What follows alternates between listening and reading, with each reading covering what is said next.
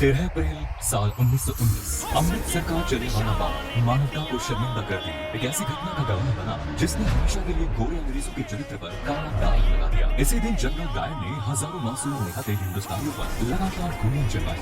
यही नहीं, उन लोगों के भागने का तमाम रास्ते बंद कर दिए गए सिवाय मौत के।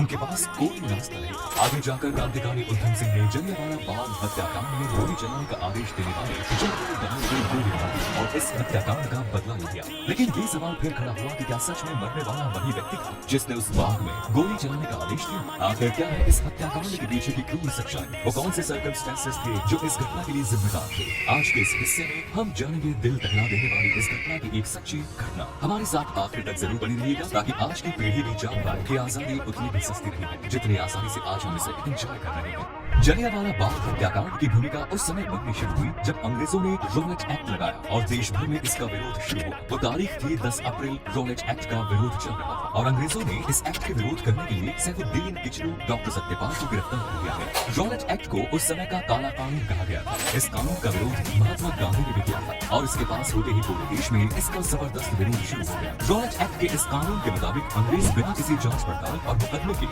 जब चाहे किसी भी भारतीय को गिरफ्तार करके जेल में भेज सकते थे। रॉलेट एक्ट के विरोध में सैफुद्दीन किचलू और डॉक्टर सत्यपाल की गिरफ्तारी ने आग में घी का काम किया। जनता का आक्रोश अपने तूफान पर था, लेकिन तूफान से पहले वाली शांति छा गई। लोगों ने एक बड़े विरोध प्रदर्शन करने के लिए 13 अप्रैल को सुबह जलियांवाला बाग में एक बड़ी सभा करने का निर्णय लिया। सारे के सारे लोग इकट्ठा होते, वहाँ पर रॉलेट एक्ट का विरोध होता और साथ ही इन दोनों की गिरफ्तारी के विरोध में स्वर मुखर हुए। जलियांवाला बाग में 13 अप्रैल को होने वाली इस रैली की खबर जनरल रेजिनाल्ड डायर को पता चल गई। 13 अप्रैल पंजाब में बैसाखी का दिन भी था। वैसे भी पंजाब में बैसाखी बड़ी ही धूमधाम से मनाई जाती थी। लोग एक तरफ बैसाखी का जश्न मना रहे थे, अपने लोगों से मिल रहे थे और दूसरी तरफ इस सभा की तैयारी चल रही थी। लेकिन जनरल डायर ने इस सभा के खिलाफ पहले से ही तैयारी कर ली थी। उसने 12 अप्रैल को ही अतिरिक्त सैनिक टुकड़ी बुलाकर अपनी तरफ से पूरी तैयारी कर ली। सुबह का वक्त था। लोग बैसाखी के त्योहार के चलते खुशियां मना रहे थे और अपनों से मेल मिलाप करने के बाद लगभग 25,000 लोग जलियांवाला बाग में आम सभा के लिए इकट्ठा हो गए। इधर जनरल डायर भी अपनी पूरी सैनिक टुकड़ी लेकर जलियांवाला बाग की तरफ चला गया।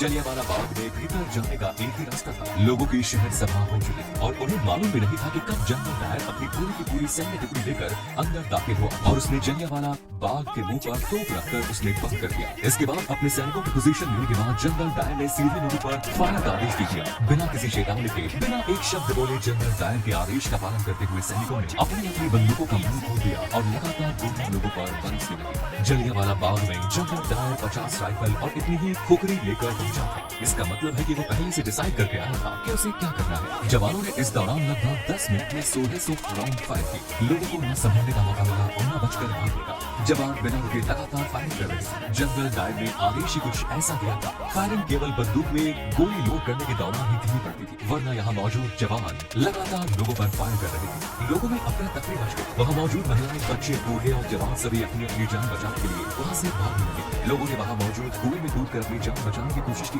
लेकिन कोई फायदा नहीं हुआ। कुछ लोग दीवार फाड़ कर भाग जाना चाहते थे, मगर उसका भी कोई फायदा नहीं हुआ। जनरल डायर के सैनिकों ने हर किसी को चुन चुन कर मारने की कसम खा रखी थी। बाग के जिस कुएं में कूदकर लोग अपनी जान बचाना चाह रहे थे, उसमें से 120 इंसानों की लाशें निकाली गई। वहाँ कुआं कूदकर मरने वाले लोगों के खून से भर गए। कुएं को आज भी खूनी कुएं के नाम से जाना जाता है और इतना ही नहीं, इस बाग की दीवारों पर आज भी उस समय की गोली के निशान मौजूद हैं। लगातार 10 मिनट हुई इस अंधाधुंध फायरिंग के बाद जनरल डायर राक्षसों की तरह हंसता हुआ वहाँ से बाहर चला गया। इतना ही नहीं, अमृतसर की सड़कों पर जो भी भारतीय उसे नजर आता वो उसे भी गोली मार देता। मरने वालों को अपनी तोप के पीछे रस्सी से बांधकर घसीटता हुआ ले जाया गया। इस हत्याकांड के बाद अंग्रेज सरकार ने अपने आंकड़े जारी किए। उन आंकड़ों के मुताबिक इस नरसंहार में 379 लोगों की मौत हुई, लेकिन मरने वालों की असल संख्या कुछ और ही थी। हकीकत में इस हत्याकांड में हजारों लोगों की जान गई। इस दिल दहला देने वाली घटना ने पूरे देश को हिला कर रख दिया। चारों तरफ इस घटना की निंदा होने लगी और इस घटना की जांच का जिम्मा लेफ्टिनेंट माइकल ऑड्वाइन को दिया गया। गोली चलाने वाले जनरल डायर ने अपनी सफाई में कहा कि गोली चलाना उसकी मजबूरी बन गई थी। उसे अपने कर्तव्य का पालन किया।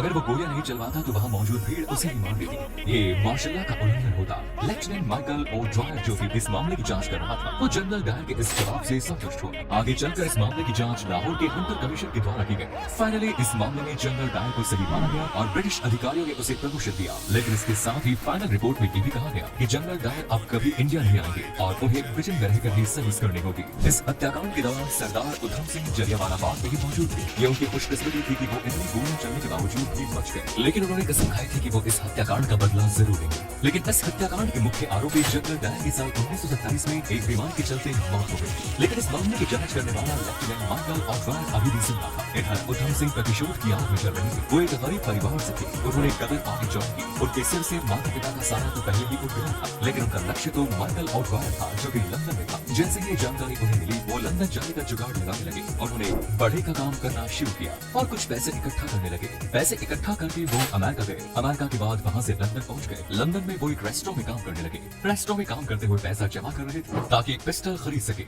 इतने सब काम करने के चक्कर में उधम सिंह को पूरे 21 साल लग गए। आखिरकार फाइनली वो समय भी आ गया जब उधम सिंह अपने लक्ष्य के करीब पहुंचे। साल 1940 में लंदन के क्रैक्सटन हॉल में ईस्ट इंडिया एसोसिएशन और रॉयल सेंट्रल एशियन सोसाइटी की मीटिंग होनी थी। इस मीटिंग में माइकल ऑडवायर भी पहुंचा था और उधम सिंह एक किताब में बंदूक रखकर ले गए थे। दरअसल किताब के पन्नों को उन्होंने बंदूक की आकृति के बीच से काट लिया था और उन्हीं के बीच में वो बंदूक छुपा कर ले गए थे। पंक्ति में सबसे आगे बैठे उधम सिंह माइकल ऑडवायर के आने का इंतजार कर रहे थे। जैसे ही माइकल ऑडवायर स्टेज पर आया, उधम सिंह ने 3 गोलियां उनके सीने में दाग दी।